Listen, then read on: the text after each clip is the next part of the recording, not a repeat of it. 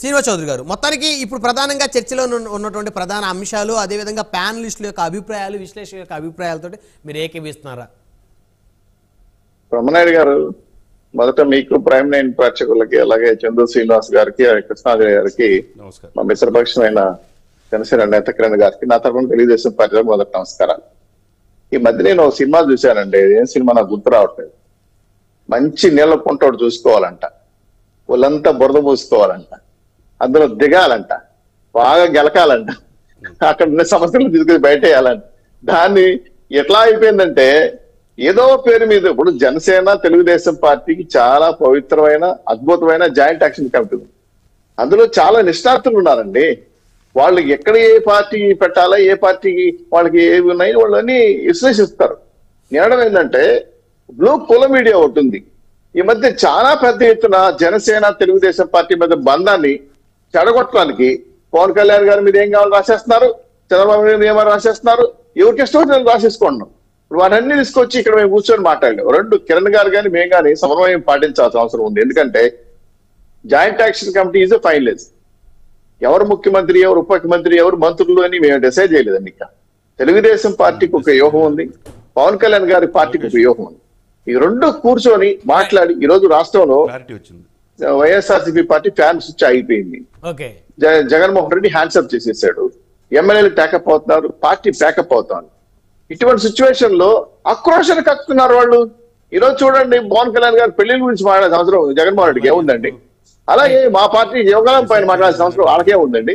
కారణం ఏంటంటే ఓటమి అంచుల్లో ఉన్న వైఎస్ఆర్సీపీ పార్టీ, మా రెండు పార్టీలు ఎప్పుడైతే బ్లాక్ బాస్టర్ మూవీ బయటకు వచ్చిందో, ఏదైతే బేషరతుగా ములాఖాత్ అయిన పవన్ కళ్యాణ్ గారు బయటకు వచ్చి ఈ రోజు చంద్రబాబు నాయుడు గారు మేము కలిసి ముందుకెళ్తున్నాం, ఈ రాష్ట్ర ప్రజాస్వామ్యాన్ని కాపాడుకోవాలి, రాష్ట్ర ప్రజలను కాపాడుకోవాలి, రాష్ట్రంలో ఉన్న హక్కులను కాపాడుకోవాలి, మానవ హక్కులు కాపాడుకోవాలి, చాలా గొప్ప వ్యక్తిగా, అనుభవమైన వ్యక్తిగా స్టేట్ ఇచ్చిన తర్వాత రైట్. ఇక్కడ ఒకటి అంటే మనం స్ట్రైట్ గా మాట్లాడుకుందాం. శ్రీనివాస్ చౌదరి గారు, స్ట్రైట్ గా మాట్లాడుకుందాం.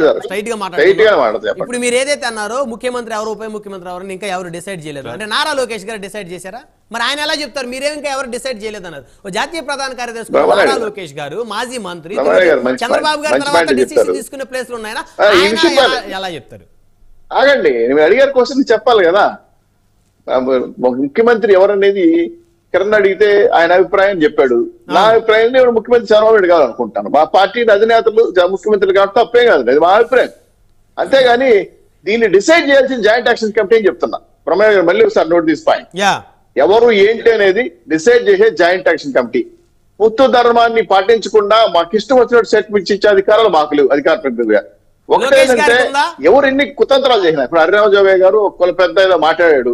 ఆయన జనసేనలో కీలక పాత్ర వ్యూహ కమిటీలు లేరు కదా, లేదా సభ్యుడు కూడా కాదని నా సబ్జెక్టివ్ కరెక్షన్. హరిరామ జోగయ్య గారు జనసేన పార్టీలో సాధారణ సభ్యుడు కూడా కాదు. ఆయన నచ్చుండొచ్చు. రామారావు గారు ఎట్టుండాలి, బ్రహ్మనాయుడు గారు అట్టుండాలి, నాగేశ్వరరావు ఎట్టుండాలి, లెక్కలు రాయి తప్పే, బ్రహ్మ లెక్కలు తప్పే ఉంది. ఇప్పుడు చంద్ర శ్రీనివాస్ గారు కూడా ఉన్నారు. ఆయన ఎప్పుడైనా ఆయనకు ఉండొచ్చు, పలానా ఉండాలి, ఇది పలానా ముఖ్యమంత్రి కావాలి, పలానా ఎట్టుండాలి చెప్పి తప్పే ఉంది. వాళ్ళ సొంత అభిప్రాయాలు అవన్నీ. అవన్నీ క్రైటీరియా తీసుకొని జనసేన తెలుగుదేశం పార్టీ మధ్యలో చేస్తున్న కుట్రలో భాగంగా మేము యుద్ధ వాతావరణం సృష్టించుకోలేదు. మేము చాలా 170 సీట్లకి ఎలా ఈ తెలుగుదేశం పార్టీ జనసేన వ్యూహాత్మక వెళ్ళి ఈ దుర్మార్గమైన ప్రభుత్వాన్ని, ఇంతకన్నా ప్రమాదకరమైన మా ఆంధ్ర రాష్ట్రంలో సమస్యలు ఉన్నాయి, వీటి నుంచి బయటపడాలి, రాష్ట్ర ప్రజలను కాపాడాలని మాయ ముందే గానీ ఇక్కడ పదవుల కోసం గుమ్మలాటో తండ్రులాటకు మాకు లేదు. అట్లా కృష్ణాజీ గారు మాట అన్నారు. ఈ రెండు సమస్యలు ఎప్పుడో చోట బీటు మారుతాయి.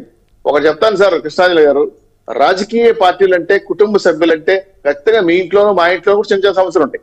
అవి మేము సర్దిద్దుకుంటాం. అదన్నీ మా టీకప్ లో తుఫాన్ లాంటివి. దానివల్ల ఏవో పెద్ద సమస్యలు వచ్చేసి బయలుపోతున్నాయంటే ఇది మరీ బుద్ధద్దలు పెట్టి చూసినట్టు ఉంటది. మేము చాలా క్లియర్ గా ఉన్నాం. జనసేన తెలుగుదేశం పార్టీ పొత్తు విషయంలో మాకెవ్వరు మా సమస్యలు దూరడానికి అవకాశం ఇవ్వడానికి లేదు. ఎవరు కూడా మేము చాలా ఇటువంటి అనుభవాలు కష్టాలు పడ్డాం కాబట్టి మేము ఇప్పుడు కూడా పవన్ కళ్యాణ్కి హ్యాట్సాఫ్ చెబుతున్నాం. ఆయన తీసుకున్న నిర్ణయానికి, రాష్ట్ర ప్రజలు కాపాడుకోవాలి తీసుకున్న నిర్ణయానికి పార్టీ పరంగా ఏం చేయాలని మేము వాళ్ళిద్దరూ కూర్చొని మాట్లాడుకుంటారు. ఆ నిర్ణయం నేనుగా చెప్పింది పవన్ కళ్యాణ్ గారు స్పష్టంగా చెప్పారు.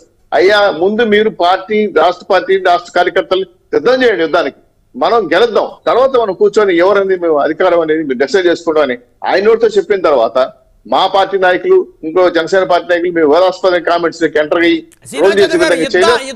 ప్రమాదాలు మాత్రం హెచ్చరించగలం. చాలా మంది రాష్ట్రంలో చాలా భక్తులు గారు మీ క్వశ్చన్ అర్థం కాలేదు.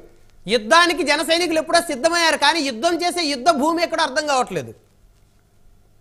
సార్ రమణ గారు, రాష్ట్రంలో ఉన్న ఈ దుర్మార్గ ప్రభుత్వం పైన మా యుద్ధమే ఆంధ్రప్రదేశే.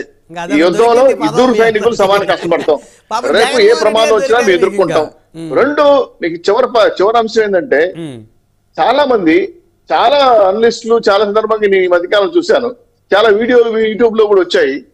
ఎంత గొల ఉందంటే, ఒక్క నిమిషం, ఎంత గొల ఉందంటే వాళ్ళిద్దరు కొట్టుకుంటే వీళ్ళు ఆనందం, సైకో ఆనందమా లేదంటే దాన్ని అర్థం కావట్లా.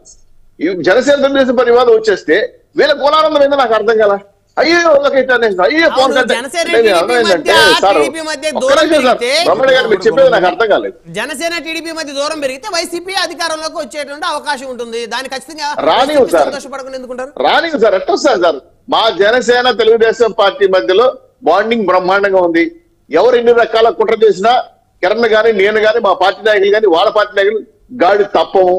పొరపాటుగా ఎవరు పిచ్చి వాళ్ళకుండి వాయించుకుంటామని ప్రధానమంత్రి ఆయన కావాలి, ఈయన ఇంకో దేశ ప్రపంచ ముఖ్యమంత్రి కావాలని కూడా అనుకోని తప్పేది. ఇప్పుడు నా అభిమానం, నేను లోకేష్ గారు ముఖ్యమంత్రి అవ్వాలి నేను అంటాను, కిరణ్ గారు పవన్ గారు ముఖ్యమంత్రి అంటే అది నా అభిప్రాయం. అది పార్టీలో పరంగా మాకు గౌరవించి మా నాయకులను గౌరవించుకుంటాం, అంతేగాని తప్పుగా మాట్లాడి అలా చేయం ఇలా చేయమని మాట్లాడే పరిస్థితి లేదు. ఒకటేంటంటే, ఇలాంటి దుర్మార్గమైన నీచమైన సంస్కృతి మా పార్టీలు ప్రయోగించాలన్నా, వివాదాలు సృష్టించాలన్నా మేము క్రమశిక్షణ కలిగిన పార్టీ, రెండు పార్టీలు అండి. జనసేన పార్టీ చాలా క్రమశిక్షణ కలిగిన పార్టీ, తెలుగుదేశం పార్టీ కూడా అదే స్థాయిలో ఉంది. మేము ఎక్కడా క్రమశిక్షణ మించము, పద్ధతి మార్చము, మా నాయకులు మాట సిగవుతాయి. చివరగా సార్ బ్రహ్మణ్య మాట చెప్తున్నా, మీరు అన్నారు కదా ఓట్లు చీలిపోతాయన్నారు. ఒక నిమిషం sir, Janasena Telugu Desam party vote చేసిన అభ్యర్థులు అటుపక్క వెళ్ళిపోతే నేను చెప్తున్నా సార్, తెలుగుదేశం పార్టీ రాసిస్తారు. మా పార్టీ అధినేత ఏం డిసైడ్ చేస్తే ఎవరికి ఓటేయమంటే ప్రాణం పోయినా సరే అక్కడ ఓటేస్తారు. నేను కూడా జనసేన నాయకులు అదే అనుకుంటున్నాను. అంతేగాని ఇక్కడ పోటీ చేస్తే జనసేన వాళ్ళు వ్యతిరేకంగా వేస్తారు, అది నచ్చకపోతే దీనికి వ్యతిరేక మాట ఇంకెంత సార్ పొద్దుదారం నాకు అర్థం కాలేదు. మా పొద్దుదారం పోయిన మాకు ఎటువంటి అనుమానాలు డౌట్లు చాలా క్లియర్ గా ఉన్నాం. ఈ రాష్ట్ర ప్రభుత్వాన్ని ముట్టి పెట్టడం ధ్యేయం. అందుకోసం మేము మా ప్రాణాలు పణంగా పెట్టి రాష్ట్రాలు కాపాడుకుంటాం. కానీ ఇటువంటి చిన్న చిన్న విషయాలపైన గొడవలు రాదలుచుకోలేదు. ప్రయత్నం చేస్తున్న వాళ్ళపై నవ్వుకుంటున్నాం, జోకులు వేసుకుంటాం. శేర్లింగంపల్లిలోనేమో గాంధీ గారికి మద్దతు ఇచ్చారు టీడీపీ జెండాలతో సాక్షాత్ రా వెంకటేశ్వర గారు వెళ్ళి, అదే విధంగా కూకట్పల్లిలోనేమో బండి రమేష్ గారికి మద్దతు ఇచ్చారు. ఇక చర్చ పెట్టాలంటే చాలా చాలా మనం డిస్కస్ చేయాల్సి వస్తుంది. ఎందుకంటే మీరు అన్నారు కదా ఒక పార్టీ ఖచ్చితంగా దానికే అది మన రాష్ట్రం కాదు, అక్కడ మిత్రపక్షం వేరు. రమణ గారు తెలంగాణలో రాష్ట్ర పరిస్థితి వేరు, ఆ రాష్ట్రంలో మిత్రపక్షం కూడా వేరు. ఆ రాష్ట్రంలో వేరే వాళ్ళతో కలిసి పొత్తు చేశారు. దానికి మా ఆంధ్రప్రదేశ్ సంబంధం లేదు. ఇలా ఇలా ఇలా ప్రోక్ చేసుకొని వివాదాలు సృష్టించుకోవాలనుకుంటే తెలుగుదేశం జనసేన పార్టీ వాటిలో కెంటర్ కావు. మాకున్న పార్టీ డైరెక్షన్ ప్రకారం మేము ముందుకు. సరే, ఒక్క విషయం చెప్పి మీరు కంక్లూజన్ ఇవ్వండి. గౌరవప్రదమైన పొత్తులతోటి జనసేన పోటీ చేస్తానంటే జనసేన అధినేత అన్నారు. మీ దృష్టిలో గౌరవప్రదమైన పొత్తులు అంటే ఎన్ని సీట్లు? సార్ బ్రహ్మనాయుడు గారు, మీరు ప్రైమ్ లైన్ లో కూర్చొని ఇంకో టీం గురించి మాట్లాడలేరు. ఎందుకంటే అది మీ బొత్తు ధర్మం, మీ దాని ఉద్యోగ ధర్మం. మా పార్టీ నాయకుల్లో జనసేన తెలుగుదేశం పార్టీ ఒక్కటే. మేము కలిసే ఫోన్ చేస్తున్నాం, మాట్లాడుతున్నాం, కలిసే మాట్లాడుతాం, కలిసే అధికారం. ఏ రకమైన తేడాలు మాకు లేవు. సరే, రైట్. శ్రీనివాస్ చౌదరి గారికి మిమ్మల్ని ఇబ్బంది పెట్టడం నాకు ఇష్టం లేదు. దాసరి కిరణ్ గారు, మీరేమైనా చెప్తారా, కంక్లూజన్ ఇస్తారా? గౌరవప్రదమైన పొత్తులు అంటే ఎన్ని స్థానాల్లో పోటీ చేస్తే గౌరవప్రదమైన పొత్తులు? ఇందాక హరిరామ్ జోగయ్య గారు గౌరవప్రదమైన పొత్తులు అంటే 60 నుంచి 70 స్థానాల్లో చేస్తేనే గౌరవప్రదమైన పొత్తులు అనేది వారి అభిప్రాయం చెప్పారండి. ఎవరి అభిప్రాయాలు వారు. ఇందాక మీరు అన్నట్టు చందు శ్రీనివాస్ గారి అభిప్రాయం చందు శ్రీనివాస్ గారిది. ఏకంగా కృష్ణాంజలి గారు 70కి పైగా స్థానాలు పోటీ చేస్తే అది గౌరవప్రదమైన అభిప్రాయం చెప్పేసి ఇంకా కొన్ని సీట్ల సంఖ్య పెంచారు. ఎవరి అభిప్రాయం వారిది. నన్ను అడిగితే జనసేన 100 చేస్తేనే బాగుంటుందని నా అభిప్రాయం నాది. అట్లానే ప్రతి మనిషికి ఒక అభిప్రాయం ఉంటుంది. అభిప్రాయం లేదు మా పార్టీ నిర్ణయం అంటే దానికి నేను మిమ్మల్ని అడగలేను, మీరు చెప్పే పరిస్థితి కాదు. సరే అని చెప్పే పరిస్థితి ఏమైనా ఉందా? ఎన్ని స్థానాలు గౌరవప్రదమైన